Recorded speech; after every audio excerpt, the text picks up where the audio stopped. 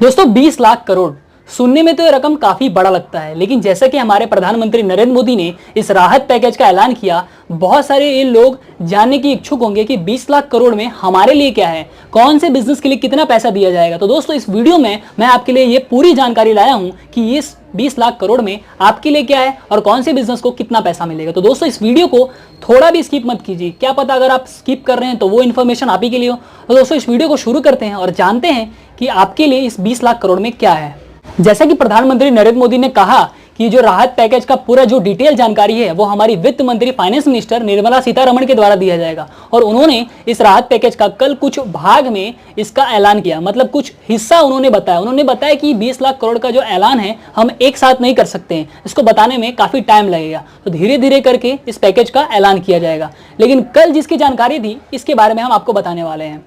कल जिसके बारे में बताया वो ज्यादातर एमएसएमई सेक्टर पे ध्यान दिया गया। मतलब एमएसएमई सेक्टर का मतलब होता है micro small medium enterprise.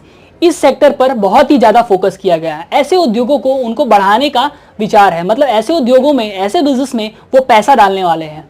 MSME sector को वो तकरीबन 3 लाख करोड़ का फंड देने वाले हैं। अगर इसमें इस टाइप के बिजनेस में किसी को लोन चाहिए तो वो इजीली लोन ले सकेगा, किसी भी चीज को रखे बिना, किसी भी चीज को मॉर्गेज रखे बिना और किसी भी चीज की गारंटी के बिना वो लोन ले सकता है। और 1 साल तक अगर वो प्रिंसिपल अमाउंट नहीं भी पे करता है तो उसे कोई भी प्रॉब्लम नहीं होगी। तो ये बहुत ही बड़ा एक ऐलान है एमएसएमई सेक्टर के लिए। अगर आपको भी इस कैटेगरी का बिजनेस करना है तो आप भी जाके लोन ले सकते हैं, और उसकी जो भी जानकारी है उसको उसके वेबसाइट पर जाकर आप पढ़ सकते हैं। दोस्तों यहाँ पर एक बात समझने वाली है कि एमएसएमई फर्म की परिभाषा और डेफिनेशन को इन्होंने चेंज कर दिया है। पहले जो एमएसएमई फर्म किस पे डिफाइन होता था, इन्वेस्टमेंट पे, लेकिन अभी इन्होंने चीजों को बढ़ा दिया है। मतलब अगर सर्विस सेक्टर में आपका टर्नओवर के हिसाब से उसको एमएसएमई में कन्वर्ट किया जाएगा। अगर आपका टर्नओवर इतना है सर्विस सेक्टर में तो उसको एमएसएमई फॉर्म में लिया जाएगा, लेकिन पहले उसको इन्वेस्टमेंट से लेकर देखते थे, लेकिन अभी को टर्नओवर को लेकर देखते हैं। तो दोस्तों ये बहुत ही बड़ा चेंजेस किया गया है और आप इसको स्क्रीन पर देख सकते हैं कि इसमें क्या क्या चेंजेस किए गए हैं। दोस्तों यहाँ पे एक और समझने वाली बात है कि ईपीएफ रेट में कटौती की गई है। मतलब जो मजदूरों को जो पीएफ मिलता था, जो 12.5% मिलता था और उनके जो पैसे से कटता था, लेकिन अब वो 10% कटने वाला है। मतलब दोनों एंड से 2.5% कम हो जाएगा। मतलब तकरीबन सिर्फ 10% ही पीपीई में जाएगा, मतलब पीएफ फंड में उनको मिलेगा। और गवर्नमेंट ने ये भी कहा है कि अब 3 मंथ के बाद में ये जो ड्यूरेशन था पीपीई देने के लिए वो 3 मंथ के बाद में एक्सटेंड कर दिया गया है।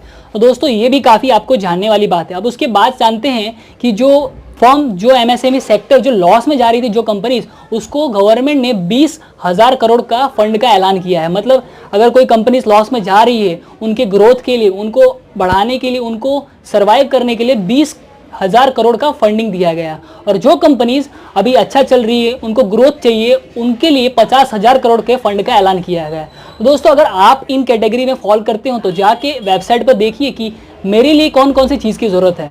दोस्तों उसके बाद 50,000 करोड़ को माइक्रो स्मॉल फाइनेंसिंग को देने का ऐलान किया गया है। मतलब वो वहां पे फंडिंग की जाएगी कि छोटे छोटे जो लोन देते हैं जो फर्म्स, उनको दिया जाएगा कि वो दूसरे लोगों को लोन दे सके, जिससे मार्केट में लिक्विडिटी आएगी कि दूसरे लोगों के पास में पैसा आएगा और पैसे को यूज करेंगे अलग अलग सेक्टर में। तो ये भी बहुत ही बड़ा ऐलान है गवर्नमेंट के द्वारा कि 50,000 करोड़ ये छोटे स्मॉल फाइनेंसिंग बैंक्स को दिया जा रहा है। दोस्तों जैसा कि प्रधानमंत्री नरेंद्र मोदी ने लिक्विडिटी के ऊपर बहुत ही बड़ा फोकस किया, और जितना 20 लाख करोड़ जो दे रहे हैं उसमें से 40% जो है वो लिक्विडिटी का पोर्शन है। अब समझते हैं कि लिक्विडिटी क्या है। लिक्विडिटी का मतलब होता है कैश।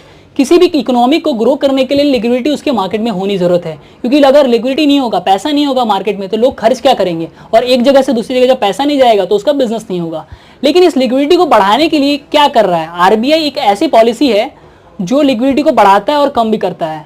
एक रेगुलेटरी बोर्ड है, और उसने अभी क्या किया है, रिवर्स रेपो रेट और रेपो रेट को चेंज किया है।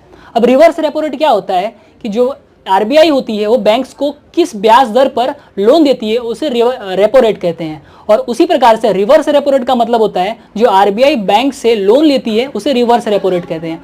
और इसी प्रकार दोनों में जो कटौती की तो इसका चेंजेस आएंगे। मतलब अगर दोनों में कटौती कर दी गई है कि अगर बैंक्स आरबीआई को वापस देना चाहेंगे तो बैंक का जो ब्याज दर है वो तो कम है, तो वो वहाँ पे आरबीआई में पैसा नहीं रखेंगे, वो मार्केट में ही देंगे। इससे क्या होगा कि जो कैश होंगे वो मार्केट में सर्कुलेट होंगे, जिससे लिक्विडिटी को बढ़ावा मिलेगा और लिक्विडिटी मार्केट में बढ़ेगी।